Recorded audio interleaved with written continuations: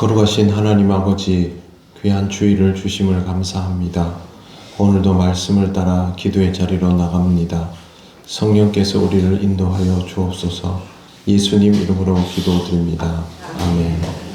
찬송가 446장 하나님께 찬양드립니다.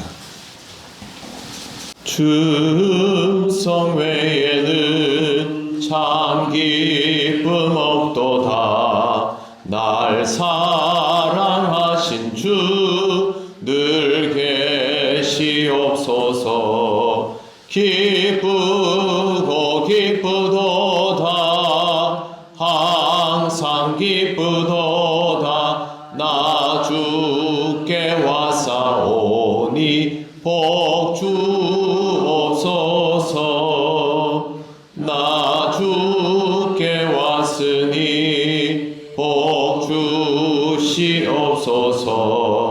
주 함께 계시면 큰 시험 이기네.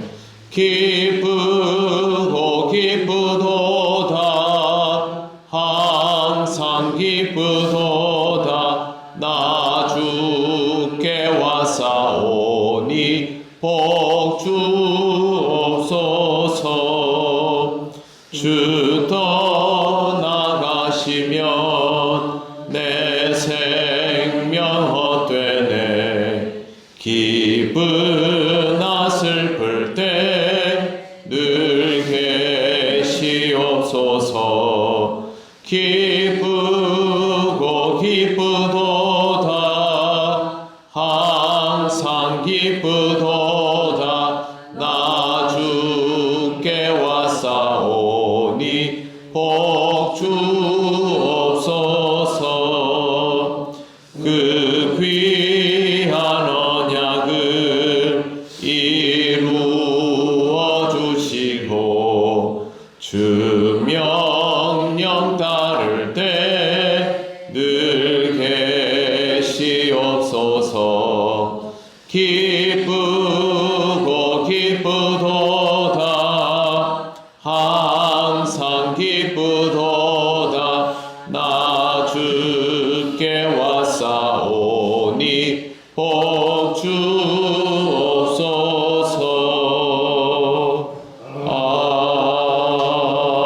아멘. 하나님 말씀 사도행전 9장 32절에서 43절입니다. 한 절씩 교독하겠습니다. 그때에 베드로가 사방으로 두루 다니다가 룻다에 사는 성도들에게도 내려갔더니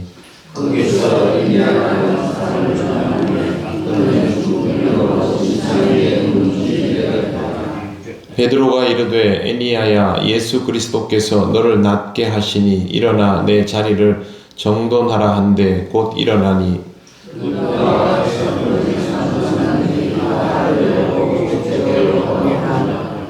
욥바에 다비다라 하는 여제자가 있으니 그 이름을 번역하면 도르가라. 선행과 구제하는 일이 심히 많더니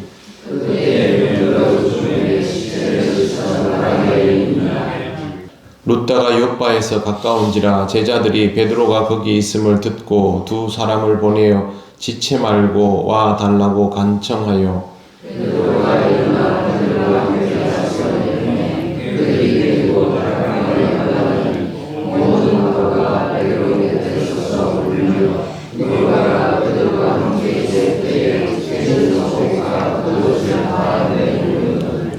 베드로가 사람을 다 내보내고 무릎을 꿇고 기도하고 돌이켜 시체를 향하여 이르되 다비다야 일어나라 하니 그가 눈을 떠 베드로를 보고 일어나 앉는지라.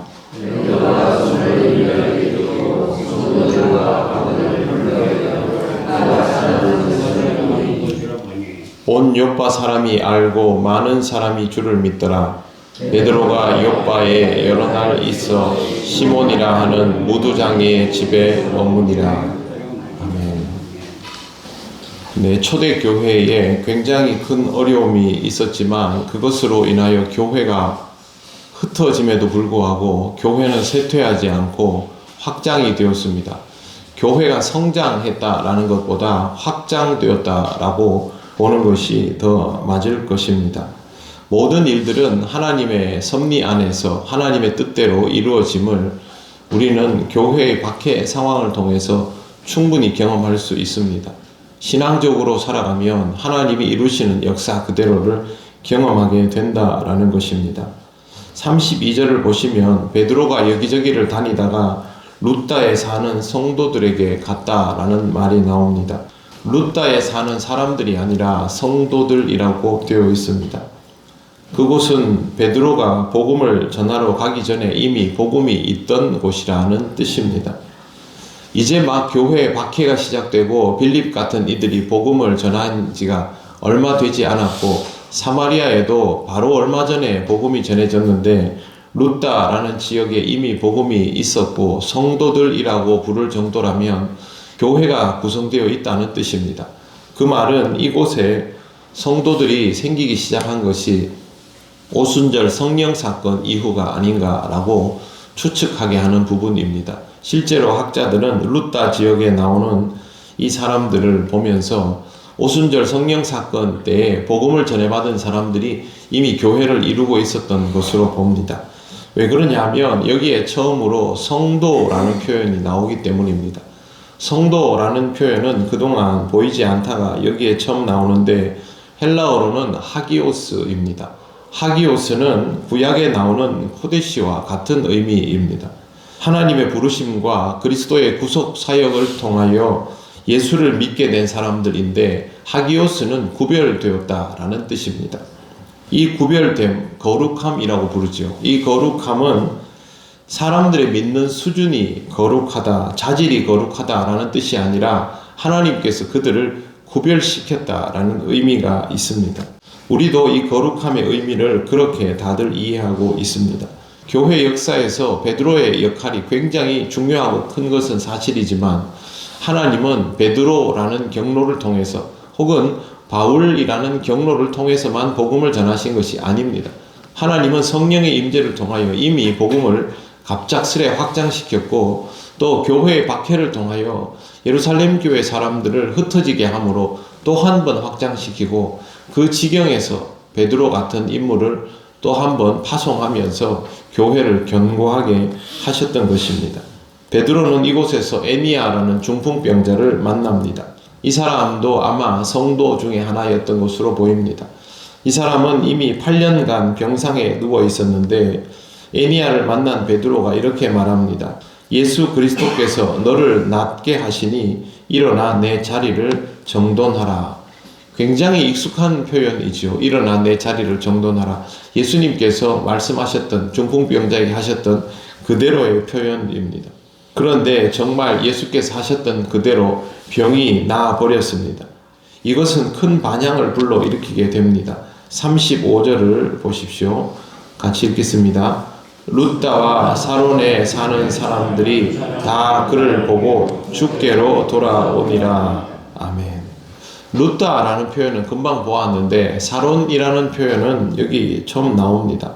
사론은 룻다보다 좀 더 북쪽인데 우리가 이해하기 쉽게 하려면 고성이나 거제 정도의 거리입니다. 지금이야 전화 한 통이면 이런 얘기 다 할 수 있지 않습니까? 오늘 베드로가 중풍병자를 고쳤다. 그러나 이 시대에는 그럴 수 없습니다.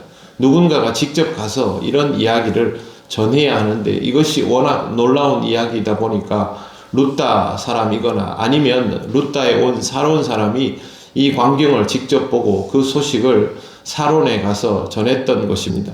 이 일을 통해서 사론에도 복음이 번져 나가게 되었습니다. 누군가가 소식을 전하면 그 소식은 전해지게 되어 있습니다. 또 한 가지 기사가 나옵니다. 욥바에 다비다라 하는 여제자가 있었다라고 합니다. 이 사람의 이름은 번역하면 도르가입니다. 아마 다비다는 아람어였던 것으로 보이고 도르가는 헬라어인 것으로 보입니다.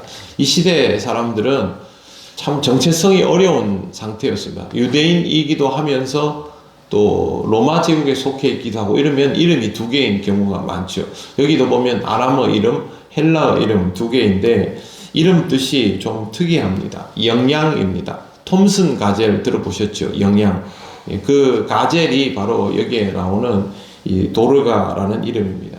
영양이라는 이름을 여성에게 붙일 때는 굉장히 우아하고 아름답다라는 의미가 있습니다. 품이 있는 그런 뜻이 되기도 하고 은혜로운이라는 뜻도 됩니다. 이 여인은 선행과 구제의 열심이었습니다. 사람들에게 선한 영향력을 많이 미쳤었는데 갑자기 병이 걸려서 죽게 되었고 이미 죽어서 씻어서 다락방에 올려두었습니다. 그러면 끝난 것이죠. 그때 욥바가 룻다와 가까운 곳이라서 욥바에 있던 그리스도인들, 제자들이 이제 룻다에 있는 베드로에게 사람을 보내서 도르가가 죽었다라는 말을 전하고 와달라고 간청을 합니다. 39절에 보시면 베드로가 와서 어떻게 하는지를 보고 볼 수가 있습니다. 39절 같이 읽겠습니다. 베드로가 일어나 그들과 함께 가서 이르매 그들이 데리고 다락방에 올라가니 모든 과부가 베드로 곁에 서서 울며 도르가가 그들과 함께 있을 때에 지은 속옷과 겉옷을 다 내보이거늘. 아멘. 도르가가 죽어버렸기 때문에 사람들이, 과부들이 모여서 울고 있는데 이 표현이 있습니다. 그들과 함께 있을 때에 지은 속옷과 겉옷을 다 내보이거늘입니다. 그러면 도르가는 그 당시에 과부들을 위해서 속옷과 겉옷을 지어서 주었던 사람인 것을 알 수가 있습니다. 여기에 나오는 겉옷이라는 단어는 히마티온인데요. 그냥 겉옷도 있지만 굉장히 고급스러운 이불을 뜻하기도 합니다. 과부들이 당시에 경제력이 전혀 없지 않았습니까? 그런 사람들을 위해서 옷을 만들어서 입혔던 그런 여인이었던 것이죠. 이런 사람이 죽었으니까 정말 아끼던 사람, 어머니 같은 사람이 죽어서 슬피 울고 있었는데 베드로가 사람들을 다 내보내고 무릎 꿇고 기도합니다. 그리고 시체를 향해서 다비다야 일어나라 하니 그가 눈을 떠서 베드로를 보고 앉았다라고 성경에 기록되어 있습니다. 다시 살아나게 된 것이죠. 그리고 이 소식을 듣고 욥바에 있는 많은 사람들이 주를 믿게 되었다라고 성경에 기록하고 있습니다. 우리는 오늘 성경에 보고 있는 이 기적들을 보면서 조금도 의심하지 않고 이 말씀을 읽습니다. 지금 눈으로 보았기 때문에 믿는 것이 아닙니다. 우리가 살고 있는 이 시대에는 이런 기적들을 경험할 수가 없습니다. 어디서 있다 해도 쉽게 잘 믿어지지도 않고 의심부터 하게 되는 것이 사실입니다. 그럼에도 불구하고 우리는 성경 말씀에 나오는 이 기적과 능력들을 완벽하게 믿습니다. 그것은 하나님께서 능히 그렇게 하실 수 있는 분이기 때문입니다. 우리가 더 주목할 일은 복음이 살아있는 곳에 기적과 능력도 하나님의 필요에 의해서 이루어졌다라는 것입니다. 기적과 능력보다 복음의 능력이 과연 충만한 상태의 삶을 우리가 살아가고 있는지, 그리고 정말 하나님께서 그 일을 하시기에 합당한지를 우리가 먼저 보아야 할 것입니다.